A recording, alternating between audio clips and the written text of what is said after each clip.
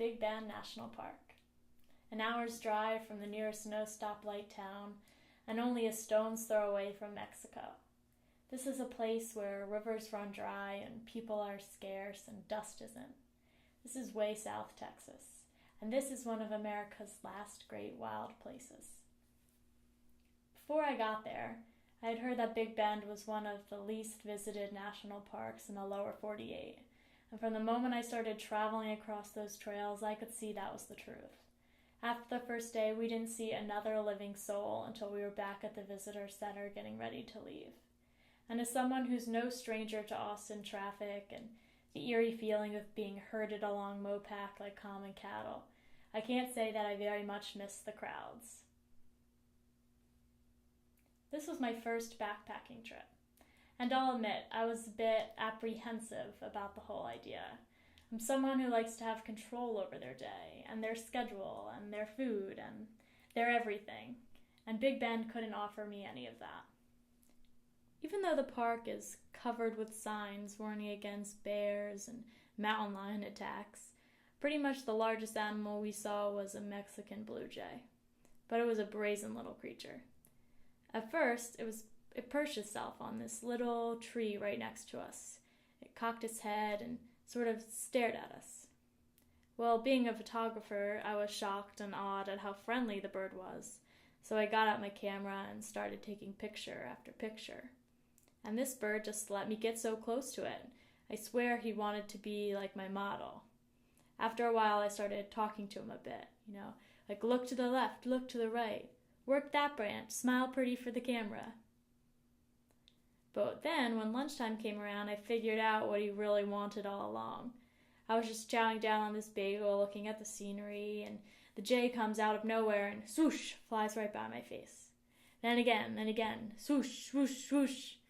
Each time looking like he was about to crash into my face before turning at the last second.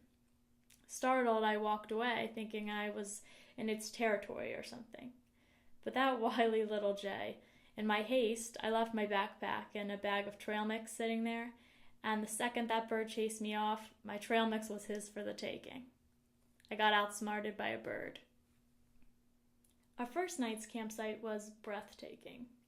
We all acted like a bunch of giddy little kids when we first saw it. Right on the edge of Big Bend's southwest ridge, it was secluded and wildly open all at the same time. At our backs were layers upon layers of thick brush and low-lying trees, and to our fronts was the open abyss of the canyon, unfolding before us like a masterful painting, revealed to the public for the first time. We just sat and watched the sunset. Oh my gosh, that hard, God-forsaken ground. I have never in my life had a more uncomfortable night's sleep than at Big Bend. First, you have to clear all the little rocks out of the way. Then, you get to sleep on the ground underneath them, which is essentially just one giant rock with a paper-thin layer of dust over top of it. And we forgot our tent. So we're out there in the desert with bears, and I'm a first-time backpacker, and all we have is the fly to our tent, a piece of tarp, and some rope. Well, we jerry-rigged something together, and I just zipped myself into my sleeping bag and kept my eyes shut until the sun rose the next morning. I think I would have preferred to just keep hiking all through the night instead of pretending to be asleep on that hard piece of ground. The last day. Man, on that last day, I was so tired.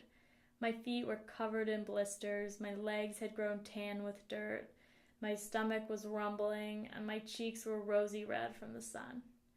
We rose early on that day before the sunrise and hiked the last 3 miles out of there. In my mind, I was ready to leave. We had a good time, but I was exhausted, and I knew that there was a basket of French fries out there at some cheap drive-thru off the highway that was just calling my name. But then, Big Bend left us with a little something. A small hill off the path, about 2 miles away from base camp, glittered in the morning sun. And well, it was just too damn inviting to walk away from. So we scurried up to the top and were greeted with one final look of the craggy peaks and layer upon layer of mountains that populate the park. At that moment, I felt like we were the only living creatures on the face of the earth. Like modern life was a faint memory, something taken from a dream I had had while sleeping under the stars last night. Here a new world was opening up for me. As it rose, the sun was sharing the secrets of this vast wilderness with us, and only with us. This ground was ours to explore, if only we wanted to.